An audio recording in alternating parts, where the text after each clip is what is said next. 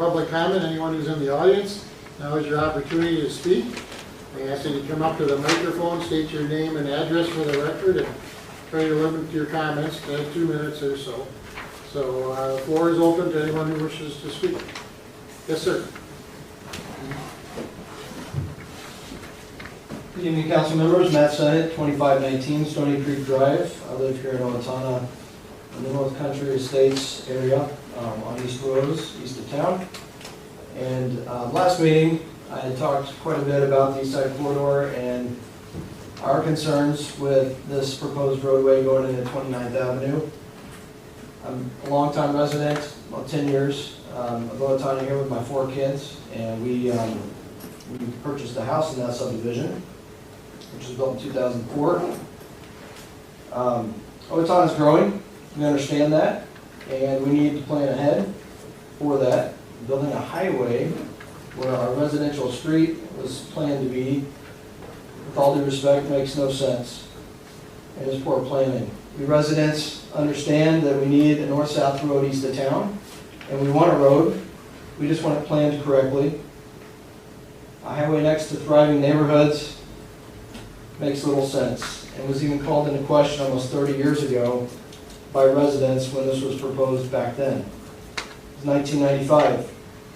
An environmental report, which was a study on the exact area I'm referring to, advised the city and county to preserve all right-of-ways, including this one, against residential growth and other developments in the area so that it could be developed for the roadway. The advice was not followed, and hence then our neighborhood was built right next to that right-of-way. Now we have thriving neighborhoods in this area we call 29th Avenue. Well over 150 houses in one of these neighborhoods that's affected, which is ours. And we're not just talking about new developments developments now being alongside 29th Avenue, but now the many, many children that live there and that are playing in these backyards next to this proposed highway. Many of them with disabilities. We also have several group residential facilities in our neighborhood with vulnerable adults. One might say, well, what about all these other busy roadways here in Owatonna that houses are next to? And I call into example Old 14, Highway 218, 26th Street. The difference here is the homes encroached on those roadways. The majority of them encroached on those roadways, and thus were then developed for the purpose and at the price of being next to busy roads. The difference here is a highway where a residential street was supposed to be is now being placed next to the neighborhood. It's unsafe. A half mile east of 29th Avenue, we have an existing right-of-way called 34th Avenue. In fact, MnDOT had recommended that this be purposed for the East Side Corridor and Beltline a good time ago. We need a road that can be zoned for small business. We need a grocery store, a gas station out east of town. We don't have anything right now. Placing a highway close to homes and landlocking it immediately seems short-sighted to us. We want to plan for future development here in Owatonna. We know that if this road was built, that would stymie 34th from being built, and we're going to have the same problem decades down the road just like we have today. So we encourage advanced planning, fiscal responsibility and use of our tax dollars and state aid dollars to plan in advance and ahead and develop the east side of town properly. Thank you. Thank you. Anyone else wish to speak this evening? Yes, ma'am.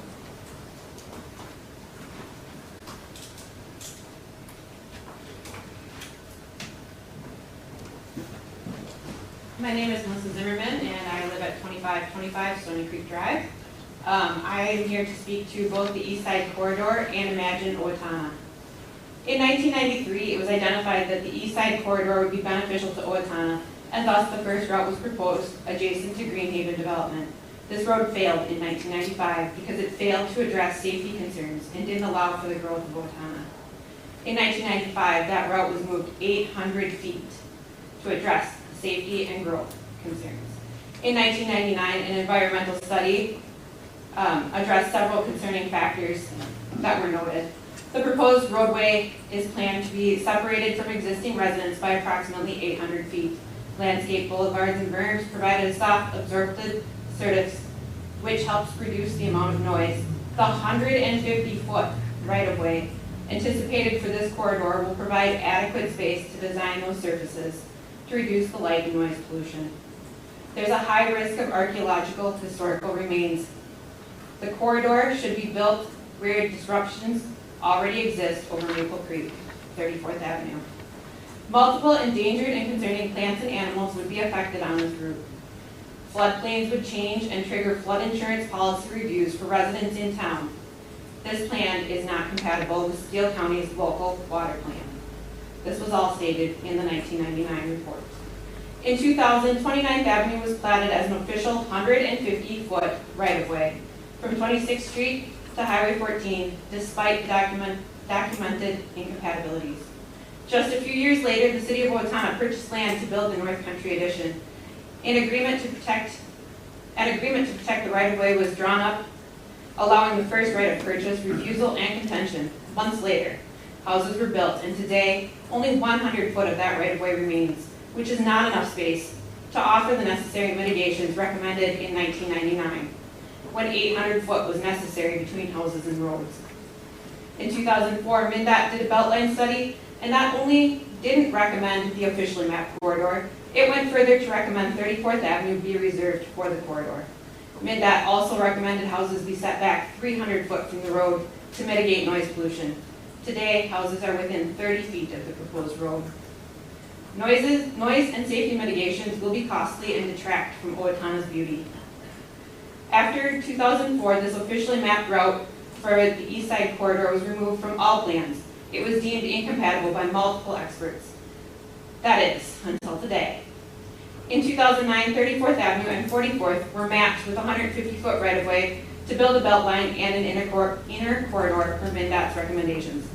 Today's proposal is no different than the first one in 1993, 30 years ago, except without the space needed to address the safety concerns outlined decades ago.